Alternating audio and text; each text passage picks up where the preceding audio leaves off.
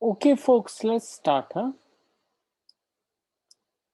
Okay, as it happens, please feel free to ask me questions because I'll be going a little faster because a lot of topics to be covered, and we have just one class.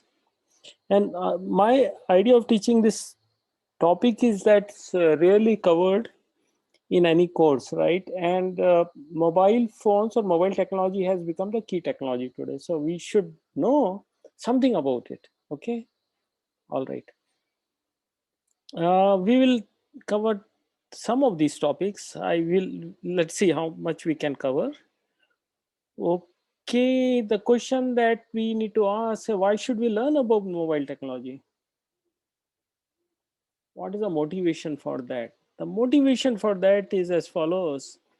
See, I can't imagine my life without mobile phone.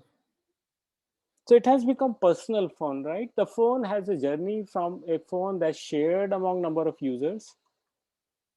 Okay, two personal phone. I remember in even 1980, early 80s, uh, my father was one who had a phone, right? He got the phone connection.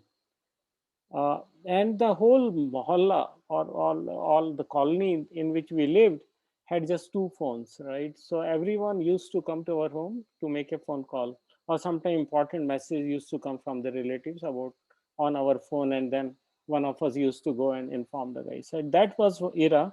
To now, when mobile phones have become personal. Okay, so it's very important part of our life, in the sense we get all the information on it, we can do a lot of activities, right?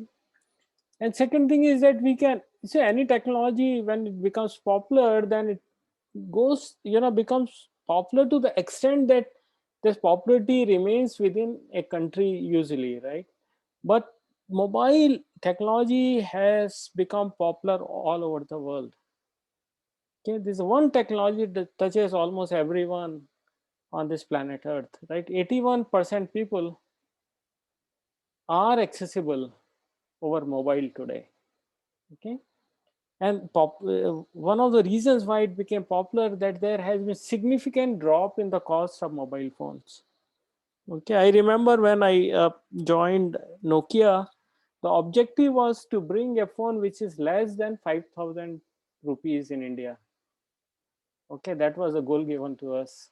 And now today, in 5,000 rupees, the one which I use for last 2 years, a smartphone, bought it for 5,000 rupees, and is a quad core. It has quad core processor. So it has become so low. Cost has become so low that anybody can afford it today.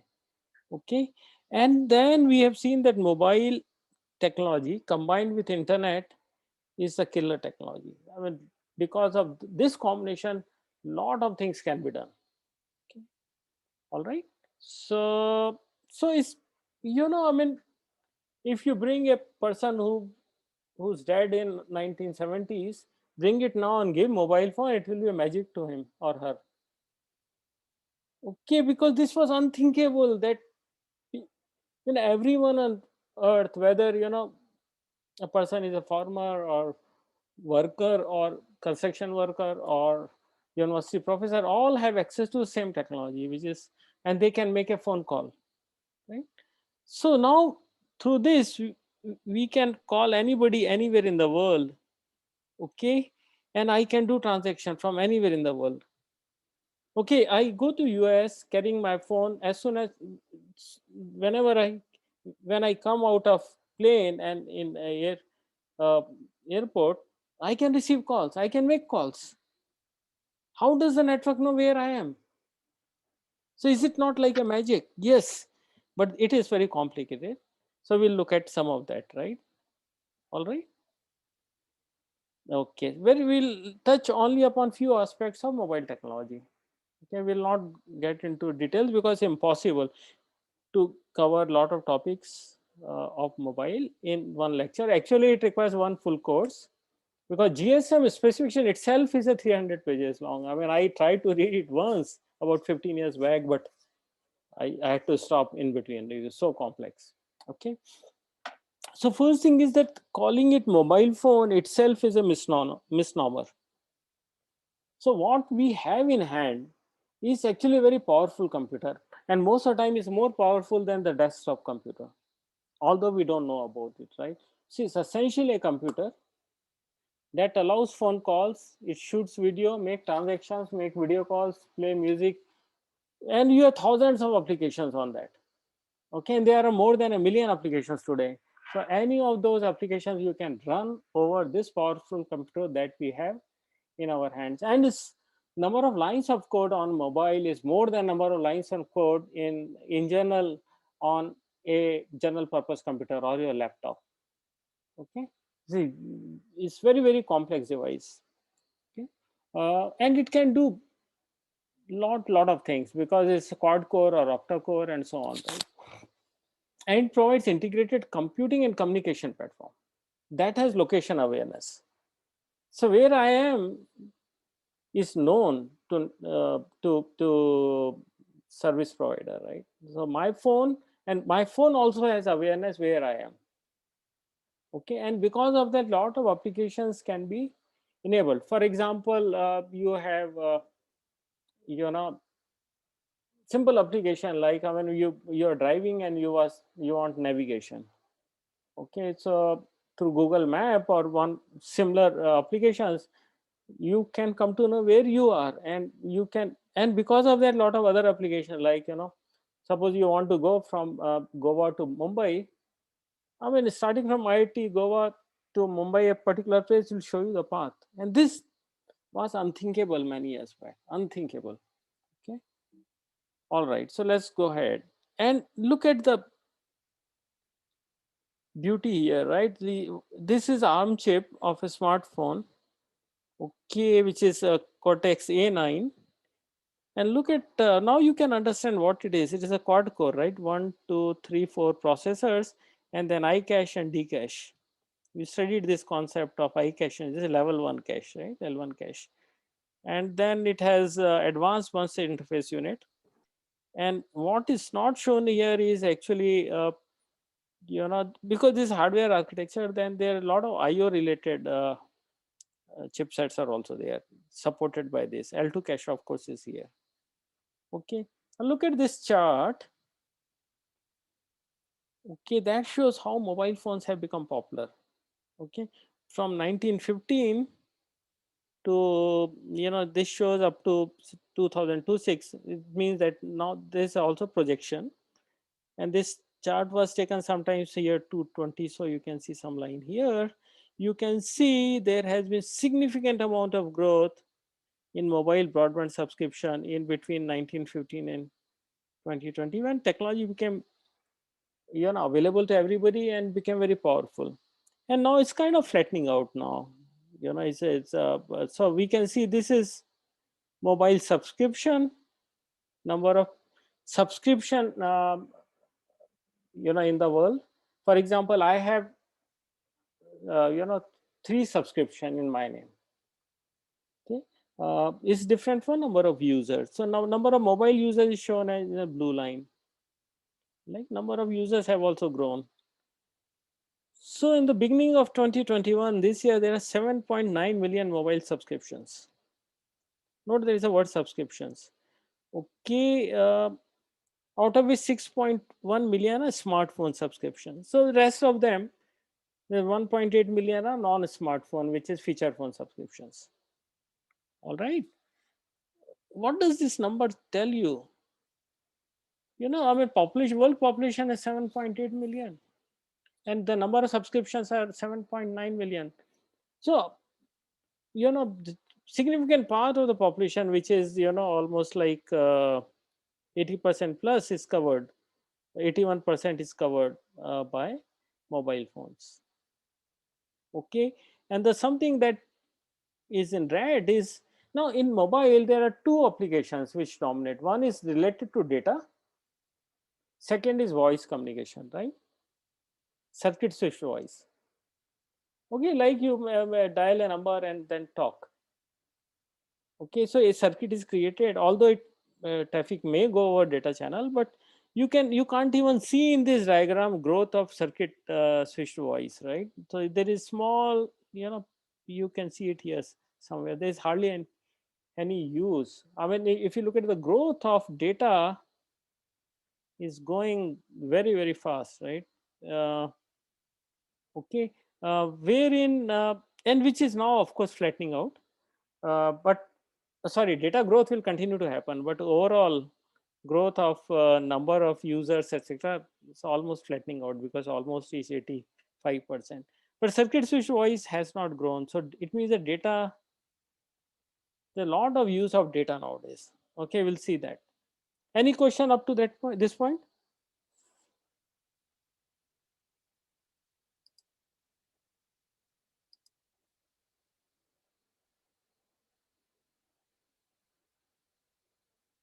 Okay, all right. Now let's see what is the difference between limited mobility and full mobility, because cellular communication or mobile phones that we use provide us full mobility.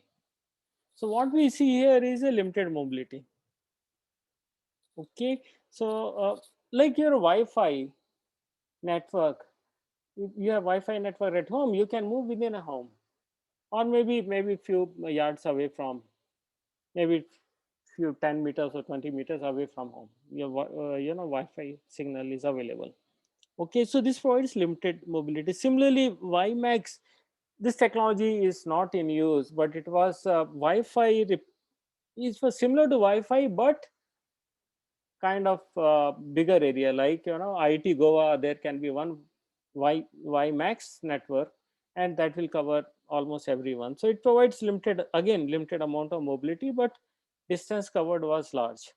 So this technology didn't mature much and not in use. Similarly, Bluetooth, Bluetooth signals are less power, have less power, in the sense that the range is limited. So you just can move around few, maybe 10 meters or maximum say 20 meters. So, but apart from that, it means that you take your laptop more than 20 meters, for example, there may be disconnection. Okay, wherein when we say we have unlimited mobility from cellular network, you can take the cell phone wherever there is coverage, anywhere on the earth. Okay, there may be some places where there is no signal, so you can't reach, but most of the places wherever you go, you can use it. Okay, and the technologies are this is based on concept of cellular networks. The technologies are GSM, GPRS, of course 3GPP, LTE, and LTE advanced 4G. So this is 4G and this is 5G. All right. So we will not discuss this Wi-Fi, WiMAX and Bluetooth. We'll discuss today about this one, GSM, GPRS, LTE and 4G, which is unlimited mobility networks. Okay, any question?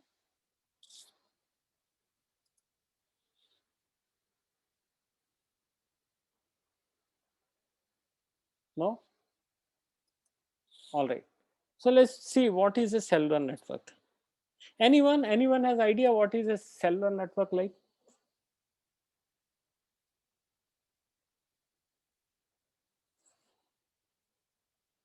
What is a cell? It's like regions of specific regions of specific frequencies. Yes, very good. Areas are divided like. Yeah, excellent. Very good. Excellent. So let's see what it is, right? Okay. The first thing is a cellular network works on radio technology, right? Radio signals are there. Okay. And of course, radio signals are not free. You don't, you cannot say that I want to use any radio frequency that's available. It's the government and international bodies that define or tell you what frequencies can be used. For example, band for Wi-Fi is available for anyone. But that doesn't mean that Wi-Fi manufacturer can change the frequency beyond what has been defined. Okay. So similarly for cell phones, a band is available. But say more than 1 gigahertz to say 10 gigahertz or something. So, and government keeps changing it, but it's around that frequency range. Okay. And then government sells this. It's not free. government sell this, and then in the auction, companies like Airtel and Jio and many others, Vodafone and many other companies bid for it, and it goes to hundreds of millions of dollars. Okay, so this and then once they buy it, they can use it, and then this auction is for certain areas, for example, for the whole country or northern state or southern state or whatever. Okay, so certain areas, certain frequency ranges are sold. Okay, all right. uh, and then of course radio communication is used in many applications, and out of which cell phone is one of that, right? And many others are, for example, we use also in walkie talkie, we can use it in AM FM radios, radars, for military communication and so on. Okay. Sir, I wanted to ask a thing. Yes. Let's say walkie-talkies, like police walkie-talkies, use a specific range Yes. of. Yes. Uh, but if I design a receiver or sender myself in my range, whichever I choose, Mm-hmm. then like who's gonna stop me? Government will stop you. Okay, But this sir, how? so they will come to know, because your frequency, see, if it remains undetected, then you are done. Okay, it's like stealing something. If until you are caught, nobody will question you. But moment, because your radio signals may interfere with something that's going on. Okay, and there'll be disruption, because your radio signals may work as a radio jamming for others, because these waves will interfere with each other, right? If you have same frequency band, it will interfere with each other, and hence you can be caught. Okay, so it's illegal to use it. Now many people may find ways to you know to do stealing, but that's illegal. Okay, but government has provided certain all over the world have provided certain frequency ranges which can be used. For example, you buy a walkie talkie in US, it works in India because those frequency ranges are also available in India. So there is some collaboration and cooperation among different countries about this. And similarly, radio frequency ranges are almost same everywhere. So you take your phone and go to US, your phone's antenna is able to receive those signals. Okay, all right. Okay, so let's come to the concept of cells. Okay, so what we see here is that, and these cells correspond to one service provider. So for example, here we can assume these are cells provided by, say, for example, Airtel in India. Okay, and what we see here is a cell which is diamond shaped. Okay, it means that in this range, one set of frequencies are being used. Okay, and then there is, so here we have a tower where on the top we have antenna. Okay, so any user who is in the area will connect to this over air. Okay, similarly, it all right, and number of users, a good number of users can be connected at any point, because this frequency, there is a not only single frequency, but there are frequency ranges. Okay, all right. Now adjacent one here is another cell. Okay, but the frequency here would be different. Okay, the users here who are in this area will connect to this tower. Similarly, one here, and so on and so forth. Okay, all right. Now we'll come to the question that why that is so. One reason is that each service provider has a limited amount of bandwidth. Okay, because certain frequency ranges it has bought. So, and spectrum is extremely expensive resource. So these frequency bands must be reused. Okay, so we'll come to that. Okay, and these antennas or something, receiver, transceiver here, which we call as BTS. Okay, is a base station transmission system, right? These are connected to switch. Here we have shown as a MSC, so mobile switching center, okay, over wireline. Okay, all right. So the okay, when you are calling to your friend over mobile, only communication that's happening over air is between you and the BTS nearby. In fact, you can see from your window, kind of it's so close nowadays, uh, close to your home. And then everything then will go over wireline till the nearest BTS for your friend. And from there it goes over air. So only last part of the communication is over wireless, rest of it is wireline. Okay, you get it? Any question? All right, then let's move. So what is a cell? Area is divided into cell. Each cell is served by one antenna, which is fine. Like antennas here, we can see. Okay, is served by base station consisting of transmitter, receiver, and control unit. So there is a, it's not shown here. There is something called base station, which is a transceiver, receiver, and the way to control it, right? So for example, multiple users are connected, then multiple users are assigned various frequencies, and then all this communication between users and antenna is controlled by BSC, or sorry, it's a base station, not BSC but base station. Okay, so certain channels or band of frequency are allocated to each cell. Well, each cell can work on certain range of frequencies. Okay, okay, and then we can see there is a neighborhood cells, right? And usually distance between base station to it all its neighbor is same. So like this same distance as this one here, the one there, and so on.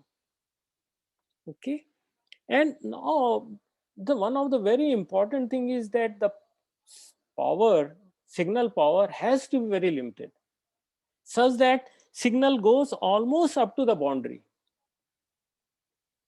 Okay, so your wave should not travel a long distance, because then it will start interfering. So and similarly your phone's power is also managed. Phone's signal power is managed in such a way that it should go only within the cell. Okay, that's important. Okay, all right. So it means that it's a low power communication, and this power, signal power, is managed dynamically depending on the cell size and other conditions. Okay, all right. So now we have looked at the base station. It transmits and receives signals from mobile in a given frequency range. So there is a base station here which receives and transmits signals. Okay, so now multiple base station use the same spectrum. So you can see the red color one here and the red here, they are using the same frequency. It means that same frequency can be reused, because number of frequency allocated to a service provider is limited. Okay, so now this frequency can be reused, but the two cells have to be some distance apart, and again it's a mathematical problem, right? How much it should be apart and so on. All right, and we can see the frequency reuse in this diagram. Like cell one's frequency can be used, like here, same color frequency here, red and yellow and blue, and so on, right? Okay, any question?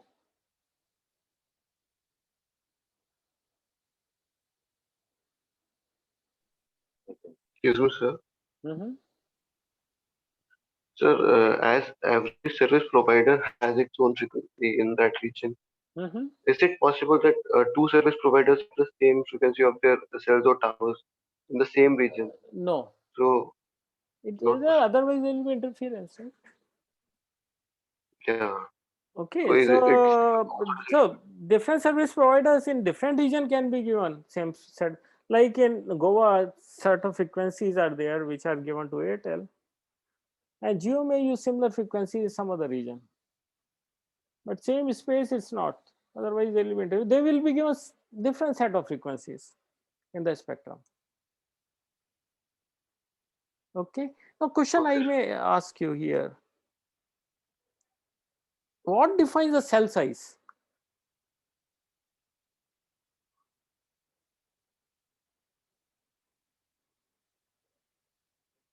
Cell could be very big. Antenna can transmit the signals at which are more powerful, and your handset can also. All right. So we'll answer this question, right? So And number advantage, of subscribers, yeah. number Yeah. of subscribers should be the limiting factor of that. Which one? Number of Subscribers, number. because there is a set of frequency that you have to allocate to each of the cells that is in the region. There are Okay. a lot of cell phone Okay. in the same region, so the Okay. Yeah. reach will So, be small. yeah, we will answer this. I am not able to hear you properly because I think there's some disturbance online, but we will answer this question. Before that, let's look at advantage cellular system. There's many advantages: high capacity, low transmission power, reduced setup time. So any place, instead of putting a landline, cellular system is very easy to install. Cell size can be changed, and there's a lot of robustness in the system, but handover is required and frequency planning should be good. So we'll look at some of these aspects we have not covered yet, right? So one answer is that cell size can vary, and often it varies, right? For example, if you are in, say, Mumbai and very densely populated area, cells are smaller in size because number of users that can be connected is kind of limited in a cell. If you reduce the cell size, then what may happen? Okay, then you can reuse these frequencies after after some cells, right? So for example, this cell and the cell here can reuse the frequency. It means that now, and number of users, let's assume, in a cell is kind of fixed, then this area you can, since number of cells are more, you can have more number of users overall. Where in some areas there where population is very low, you can have very large size. Rural areas, there are just 1,000 people in 100 square kilometer area. You can have maybe just one antenna. Okay, all right. So cell size. Now, if you change the cell size, of course, mobile phones are the same. Then mobile phone should have capability to reduce signal strength. Otherwise, the signal will go to multiple cells. So all these techniques are there in handset. All right. Now, cellular networks have evolved from 0G to 5G. 0G is when it started, then became 1G, which is analog cellular, then 2G is digital cellular, 3G is a high-speed digital cellular network, including video telephony. And then what we are using is 4G now, which is LTE, long-term evolution. 4G is IP based, anytime, anywhere, voice, data, multimedia telephony. And then 5G is about to roll out, which is very high bandwidth, very low latency. Okay, and large number of connectivity is possible. So that will come to that little later. Okay, so this is the evolution. Okay, so you see the evolution is happening every 10 years. Because telecommunication in general requires a lot of money, lot of money, and you can see very few operators in the world are profitable. I mean, for example, Vodafone in India is under heavy losses, and a lot of small companies that existed have merged with the larger one because a lot of losses, because the infrastructure cost is just too much. And revenue generation, it means that you spend huge amount of money and then you generate money slowly, and after 7, 8, 10 years you recover your money, then profit starts. Okay, so that's the reason the time for a technology to be alive before it moves to next generation usually around 10 to 15 years. Okay, because even now we have 3G available when 4G is almost 10 years old. Okay, and we can see how technology evolved from 1G to 5G. 1G was totally analog, and then 2G we had a GSM, and then soon after came GR. Initially there was just voice communication, no data communication. When GPRS came in, then we started to have some data communication, simple data communication, very small bandwidth was available, right? And very expensive. I remember I was by mistake I downloaded on there was a rule, right, that you cannot download huge amount of very big file on mobile, right, because cost was. So I remember I downloaded one map of I was traveling to US. So on airport out India, I downloaded on my mobile map of the city I was, and bill came out to be around 50,000 rupees for me. So it was that expensive. Okay. And then 3G came, and in 3G what we had is mobile broadband was available, so we could do Gmail and so on, and the cost also reduced significantly, data cost. And then a 4G has come, which is called long term evolution, and now we can have huge amount of bandwidth at very low cost. Now when we say huge amount of bandwidth, it's not something that we desire. Technology is of course capable of giving us significantly high speed, but it's left to operators what how much bandwidth they provide to us. Okay. And now 5G, we will have ultra high speed available, very low latency, and a lot of machine to machine communication. So we can see the same thing in different chart. Here we can see the way technology is growing from analog voice to digital voice. Now again in 3G digital voice. Now 4G onwards, we don't have separate network for voice. We send voice over IP. It's only data networks 4G onwards. Okay, so now in 5G also we have voice over IP. Like there's a protocol called SIP, MAGECO, etc. Right? And then similarly, okay, so that was important. And then there was no IP. IP means that Internet Protocol. And then we had only World Wide Web. Then 4G we have HD video available now. Okay, and similarly we can see the data rate has gone. There was 0 kilobits per second, means that there was no digital channel available.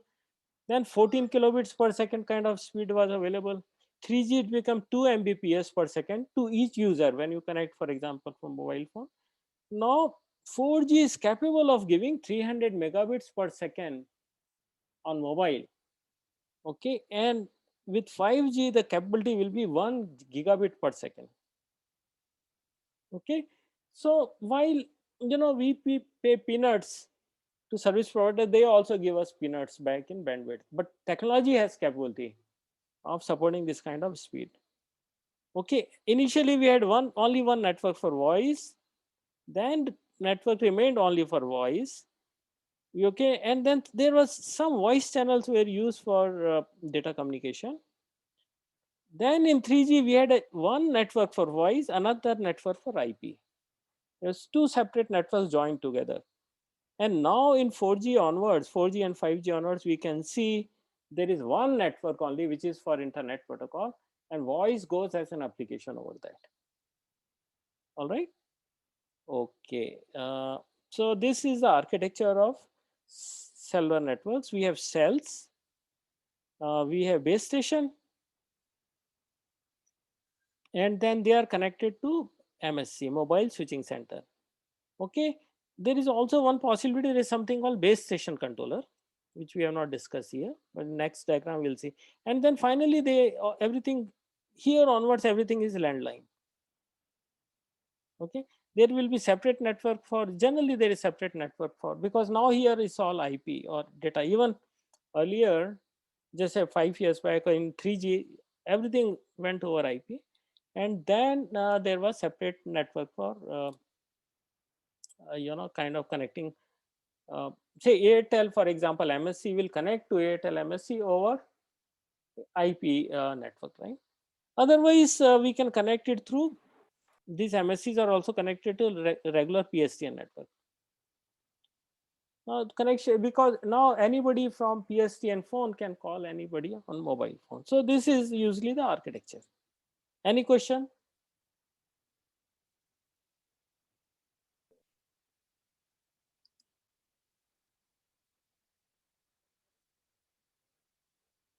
All right, let's move ahead then, right? Now something is very important is called handoff, sometimes handover. But basically both are the same things. Okay, suppose somebody is in a cell, you're going in your car or scooter, and you're connected, you're talking to somebody. You are in this cell, cell 1, and then you move to cell 2.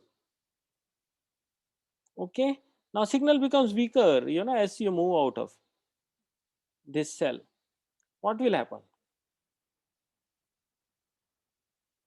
See, traditional thinking says that there will be disruption, call will break down, and then you connect it to next base station. Okay, but that's what happens. What happens is handoff mechanism, right? So in handoff, your user will not come to know when the control shifts from this base station to the next base station. All right. So this happens when we cross a cell boundary, okay, while continuing on a call. Okay, so anytime mobile station or a handset, okay, is control under one base station. Okay, when this mobile station leaves the cell, then base station notices, this base station to which it was connected notices the signal is becoming weak. Then it alerts the MSC. Okay, and MSC finds out which base station has powerful signal. Okay, and then control of that base station or this mobile handset is shifted to the next base station, and it happens all transparently without user knowing about it. Okay, so this is called handoff. This is very important technique, right, in cellular communication. When one cell phone or base or mobile station crosses the boundary, then it gets connected to the next base station without base user knowing about it. So there's no disruption in service. For example, you're making a phone call, then your phone call will continue. Okay, any question? Sir, if we are not making a call, If we are not making a call, it's taking like if we are not making all it, we are just like traveling. So what happens here? if you're not using car but walking, same thing will happen. No, sir, we are not calling anyone. We are not continuing the service. We So are that's just fine. You come under then control changes, or anyway control will change, because you cannot remain connected to that. There is some handshake happening between your phone and the cell in which you are in, right, or base station. And then once you move out of that, your cell gets connected to automatically to next base station, and there is of course algorithm to that, right? Which of the base station is getting the maximum powerful signal, okay, from you, and your handset is getting maximum power signal. So some decisions are taken, and then control shift to next base station. But since there is no ongoing communication, it's much simpler process. All right. Thank you. Okay, all right. So let's in brief understand what are different generations of the network, and we'll see how call flow happens in 2G. Okay, then you will get some feel, the complexity of all that. So it started with 2G, it was just voice network, right? No data network. So there's a base station controller, master MSC, which is basically mobile switching center. Okay, base station controller controls the frequencies that are being used between various base stations. So one BSC controls certain number of cells or base stations. Okay, and then BSCs are connected to MSCs. Okay, the role of this is that BSC controls certain number of base station and certain. So basically, what frequency ranges can be used by this one and so on, right? And MSC's responsibility is larger about managing everything, and also to connect to gateway to PSTN or internet. Okay, now since we are talking only about 2G, so there's no internet here. Okay, and other components are, apart from a base station controller, we have, of course, we have MSC, which is we have seen as mobile switching center, and then various databases are there. Okay, we'll look at only few databases here, which is VLR, which is visitor location register, and HLR, which is home location register. Okay.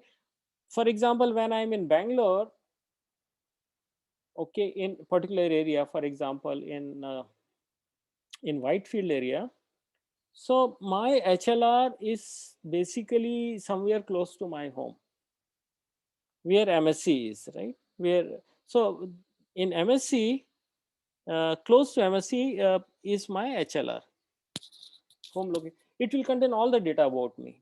You can my name, my subscriber number, what plan I am in, what all I can do, and so on. And it will, okay, all right, it will also know where I am. Wherein visitor location register contains the data about all the visitors who have come to that area. Suppose you are from Goa, you come to the Whitefield. Now VLR will, you will first interact with VLR, and VLR will know, VLR of this region, Whitefield will know that you are, say, for example, Airtel subscriber and you are connected to me. Okay. It will know everything about you and your present location. Okay. With these two, let's move ahead and see how we can do communication. Okay. GSM components, BTS, we have already studied. Okay. It transmits and receives signals from mobile station. Okay. So various mobile stations are connected to it and it receives signals. It controls transmitting power of BTS depending on cell size. What should be power? Okay. Transmitting power of mobile station. It gives signal what kind of, what kind of signal it must emit. It means that what should the power of the signal. Okay. And so on. Okay. And coverage area also depends on some of these things. All right. BTS is of course in the middle of the cell. Okay. BSC, now note that we have BSC, concept of BSC here. BTSs are connected to BSCs, like not shown here. Okay. Oh, here. Okay. There is a BSC something, right? Base station controller. So base station controller, it services tens of base stations, and it allocates radio channels to mobile subscribers, because every mobile subscriber can use different range of, has to use different range of frequencies. Okay. It also performs paging. We'll come to know later what paging is, and performs handoff that we have studied, right? So role is that it controls a handoff between two users. All right. And MSC responsibility, MSC is authorization and accounting. When you know how much phone calls you have done. If some unknown users comes to area, then it may not allow that user to get into it. Okay. Call establishment and tear down. Overall call management it does. Handoff management is done by MSC, while handoff action is taken up by BSC. All right. All right. So now with this, we have already studied HLR and VLR. Let's see how it works out. Okay. Now here, somebody who is on PSTN phone, like, like you're in your home, you have a PSTN phone, and it's calling you on, you are here, and it's calling to your mobile number. Let's see how call goes through, right? So step one is, say your friend is calling you. Okay. It dials up your number, whatever 9, 8, what 10-digit number, right? Whatever your mobile number is. Okay. So first thing is that the PSTN phone, the PSTN network will know this number belongs to, say, for example, Airtel. The call number, right? Your phone number belongs to, say, Airtel. So in that area, it will connect to one MSC, the main switching center. Okay. Now we call it G stand for gateway. It means that it's connected to external network. Whenever we use word gateway, it means that different kind of network is connected to. So now it comes to GMSC. The call comes to GMSC. Now, say for example, this is by Airtel. Okay. Now, based on that number that's dialed, okay, it connects to the HLR of that area. For example, you are calling from say Goa to, okay, somebody is calling from Goa and you are in Whitefield. The call will, this MSC in Goa will send a message to home location register in Whitefield, Bangalore. Okay, because the number belongs to you and your home location is here in Whitefield. Okay, and now the query will be done where you are. Okay, and it turns out that, okay, you are not in Bangalore, Whitefield, right? You are in, for example, in Delhi. Okay, and that information will be available in HLR where you are. Okay, and let's assume you are in Delhi. Okay, then Vista, it will know which area you are in and corresponding to, or which MSC you are in, and then it will ping that VLR in Delhi, right? It will try to find out about your whereabouts. Okay, and like MSRN number, which is mobile station roaming number, and some other details it will find out. Basically, it will try to find out where you are. Okay, and what is your local identity. Okay, and this comes back. This VLR tells you that, you know, all the information about you it gives. Okay, and then then at this point in time, this MSC which was holding your call sends a call to the MSC where you are in, like you are here and you come under this MSC. Your call is forwarded to this MSC. Now this MSC knows that you are in this area, Whitefield, but it can, there are, you know, multiple cells under that area, maybe you know, hundreds of cells. Okay, then what happens, the next thing is that it knows that you are here, so it connects to all BSCs, base stations, what, you know, or cells, and then it does the paging. Paging is, it, you know, you won't know that there was a communication mechanism of paging, right? So paging is that you are sending a wireless signal. Okay, you're flooding the wireless signal all over area, and your machine will, you know, all mobile phones keep listening to paging signals, and then your phone, you know, that comes, that's under, that's here, responds back to that page, yes, I am here. And because of that, this MSC will come to know that you are connected to this base station or this particular cell. Okay, and that, and now this call is forwarded to this particular base station and call is made. So when MS mobile stations are set, some security checks are done and connection setup happens.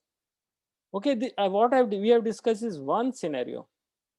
Second scenario is that when you, for example, you know, my home location is in Bangalore, when I am in Goa, okay, and I am subscriber of, let's assume, Airtel, there also it's Airtel.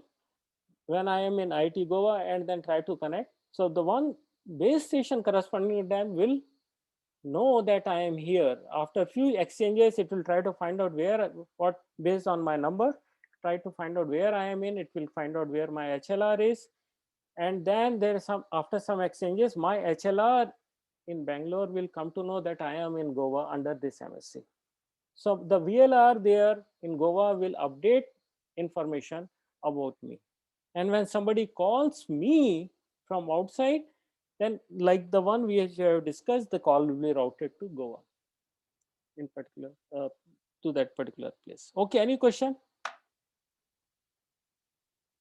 Are you able to understand this? Little complex.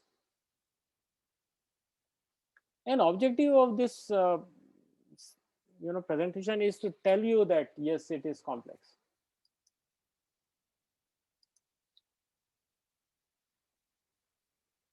Okay, all right, so let's move ahead then.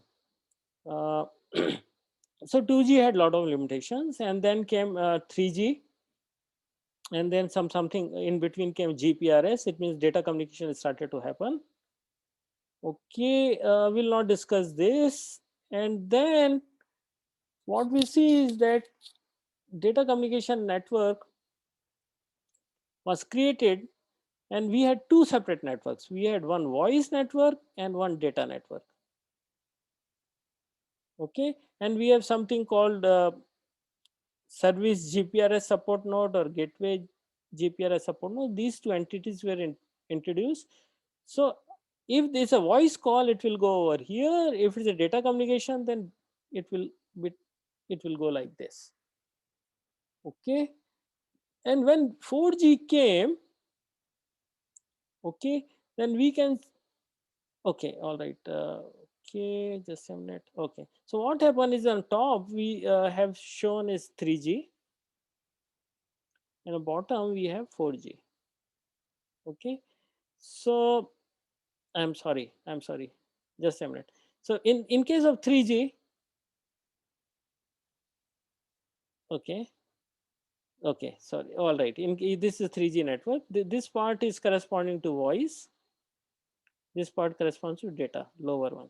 So there was separate, like we have seen in here in previous diagram. Okay, sorry. Okay, here there's separate network for this is for voice and this is for data. The same thing is shown here. In case of 3G, this is 3G network. I will just clean it up. Okay. On top we have this is 3G network. So what used to happen is that if there is a voice communication, you are doing voice and data simultaneously. Voice will go over separate network and data will go over separate network. Okay, all right. So it's like this. Okay. Now this is what at the bottom we have shown 4G network, and if you make voice and data both simultaneously, then they will go over the same network. Okay, all right. It's not come out clearly, but it will go over the same network here. Okay, the same network. All right. So 4G LTE uses all-in-one approach. It's just IP communication because IP can carry voice.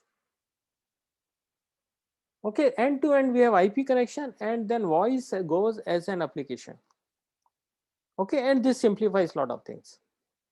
Okay, so we have seen in 3G there are two networks. Voice goes this way, data goes this way. Okay, in case of 4G we have just one network. Okay, of course there is a separate network for control, because we need HLR, VLR and a lot of control stuff. Then this is separate line here, but both voice and data is over IP. All right, this is the concept. Okay, same thing is shown here, all IP core. IP packets are tunneled through core IP network from base station to gateway. So there's no separation between voice and data. All traffic is carried through IP core. All right, and then we move into 5G. The goal of 5G, so note that 5G is yet not rolled out in India. It's about to roll out, or maybe some places it's just begun this journey, right? The goal of the 5G is 10x increase in peak rate, 10x decrease in latency, end-to-end, call that's happening has to have less delay. And you would have studied what are the different components in delay. There's a transmission delay, there's a propagation delay, there is a switching delay. There are usually three kinds of delay, right? All three are controlled now. Okay, and 100 times increase in traffic capacity. It means in the same area, say 1 square kilometer area, the amount of bandwidth or amount of calls that can be handled, whether data or voice, will be 100 times more than in 3G. Okay, and then there is a new frequency range that's assigned for it, which is 450 megahertz to 4 gigahertz, and then 24 gigahertz to 50 gigahertz. So it's a millimeter wave frequencies. The antenna is very special antenna. It has a multiple antennas actually. It's called MIMO, multiple bidirectional antennas. Okay, however, because these are millimeter wave frequencies and requires higher data rate and over shorter distances, because cell size are now smaller. In order to achieve that kind of speed and that kind of density, cells will be very small in size and diameter will be 10 meters to 100 meters. It means that if you have to roll out 5G and the traffic capacity is very large, then imagine how many antennas are needed in the campus. All right. Okay. And this is the last slide of the presentation. It says that we can use this for IoT because number of connections can be very large and number of devices can be connected over it. Okay, and number of device and the communication provides real-time communication with very low latency and high bandwidth. Okay, a lot of things can happen, right? Okay, so we have low latency, ultra high reliability and low latency, massive connectivity. Okay, because number of user or number of connections, as we see earlier, are going 10 times. Okay, and very high speed. So gigabytes per second speed, right? Okay, so all right, so that's all that we have we had to study, and we can use cases are because of just three things: high bandwidth, high reliability, low latency or delay, you can say overall delay. Okay, and high traffic carrying capacity. Okay, throughput. Okay, all at high connectivity. The number of users, see in traditional cell today, you have frequent disconnection, right? Why does it happen? Because the the service provider, somebody else requests a connection, then what they do is that some users who are using for some will disconnect and give connection to the new user. Okay, now the whole thing allows very large number of users, disconnect, chance of disconnection will very low. Okay, all right, so high connection is last point. So peak rate can be up to 20 gigabit per second. It's very, very, very high speed, right? We don't get even 100 Mbps today. We don't get even 1 Mbps on mobile. Okay, to summarize, mobile technology has changed the world of telecommunication. Okay, along with the internet, it caused significantly digital penetration all over the world. Okay, and most of us have used data communication for the first time over mobile than over actually a laptop or some other device, right? 5G technology, end user will be able to use high speed data communication with very low delays. All right, and in this lecture we have seen how the technology evolved from 1G to 5G. All right, okay, any question?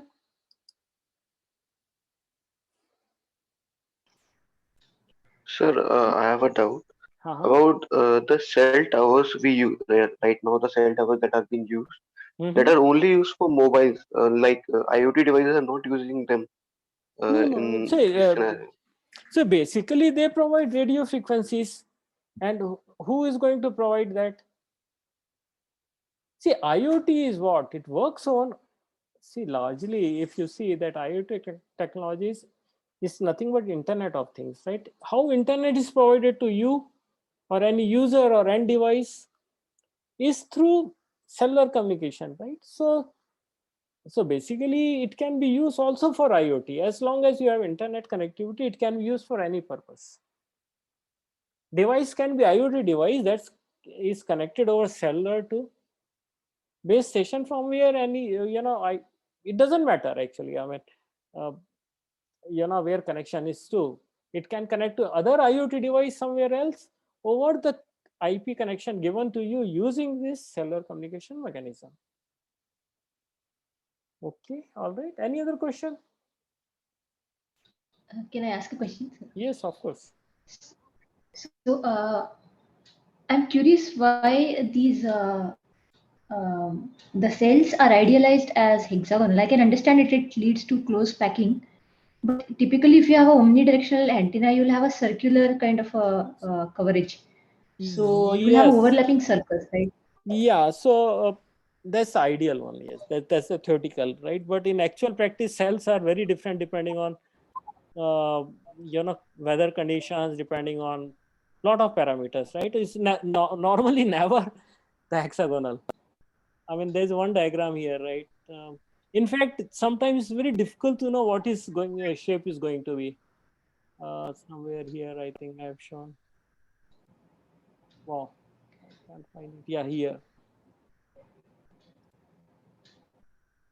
So usually it's never hexagonal. It's all just theoretical because that's the only way you can possibly no overlap kind of scenario. I don't know. I mean, maybe you can also have square also, but there must be some way of possibly thinking how many nodes should be adjacent to one node, right? Something like that. And from what you said, these cell boundaries are not very concrete, right? It can be like the mobile Yes. can receive signals from one, but they are noisy, and it can also receive from the other end. Yes, so it's generally overlaps, and as cell signal becomes weak, there is some sensing mechanism where the base station is attached. It informs BSC and MSC, and then the handover is planned because now other base station will start receiving signals. Mhm. Okay, so that mechanism is built into it. It's a complex mechanism though. Mhm. So Okay, how I have a curiosity how police taps the mobile if we are using IP voice over IP now. I'm not able to understand. Can you repeat, please? Sir, if you have seen some crime patrol or things, so sir, police usually taps the mobile for listening into the information. So sir, how do they do it if we are using IP? No, I'm still not able to hear you properly. Can I repeat? Yeah, can you repeat? Yeah. His question is, if police want to track a person, usually they see where the signal is coming from. And based on his mobile, they can track the person. Okay. So how does that work? How are you able to locate a particular mobile? So wherever the mobile is communicating with the BSC and MSC. So in your home location register knows where you are. Okay, it may not know exact coordinates, but in what range, let's say 100 kilometers, let's say maybe 100 meters or 200 meters or range within a BSC, it will come to know because all the time is communicating. And if person has made a phone call, then exactly which cell it happened is all available. Data is available in MSC and HLR. I'm not sure about HLR, surely in MSC. Okay, HLR knows the region you are in, and if person has made a phone call or received a phone call, then MSC will have information which police can probe through. See, this technology, basically your mobile has to be in touch with local service provider, whoever is servicing that mobile all the time. So all the time your mobile keeps communicating some messages to base station, and base station responds back to you, and of course base station does it under the control of BSC, right, all the time. As long I think he also asked, pardon? I think he also asked whether this will be the same, that the phone keeps continuously communicating with the base station. Yes. If we are now using IP like VoIP or something, will it be the same? Yeah, it's the same thing. The technology, basic technology is same, because radio, See, all this happening at lower levels. IP comes much later, right? The radio, all these handover mechanisms and other things remains the same. It's happening at lower levels. IP is just kind of overlay over data link layer. All these things, even mobility management is happening at data link layer. Actually, there is a sub layer called mobility management layer in data link layer. So it happens at that. And that layer is only relevant to these 4G and so on. So not for all the No, it's types of relevant. link layers, right? It's relevant for all. See, only thing is that in 4G and 5G, we don't have separate voice channel. Okay, it's everything is IP. Okay, and on IP we have voice over IP or whatever, video over IP, etc. Right? That's the only difference. But rest of the things are almost the same. So all these are actually incremental technologies. Your base station remains the same. Only thing, frequency range may change or so on. Even 5G, somewhere I have read a significant part of 4G can be reused.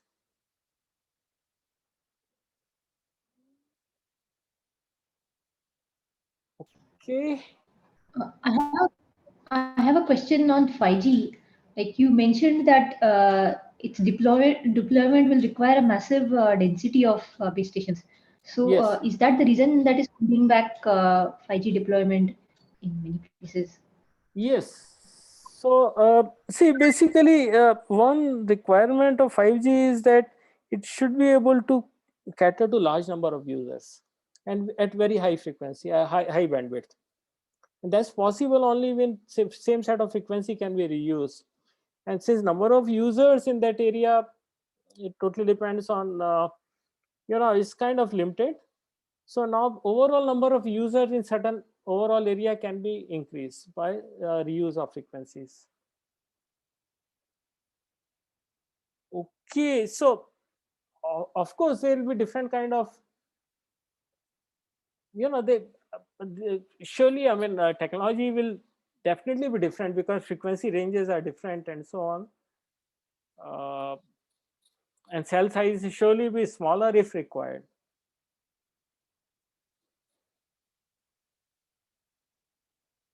Okay, if there is a need for that kind of higher bandwidth and user density, then of course it will be a very small cell size. Am I able to answer your question, Neha? Yes, yes. I was curious about the current status of 5G. Like how, when do you foresee it being available in India, widely available in India? Yeah, I think Jio is rolling out. Airtel is also rolling out. So maybe 1 year or 2 years at most. 5G handsets are all available now. So now handset will come which will have 4G and 5G both. So like, I mean, our handsets work even up to 2G now. I mean, we are in 4G, 4G, 3G, 2G. We can receive a signal from 2G. Okay, so I think another 2 years it should come. It should come. I think government of India has allowed that.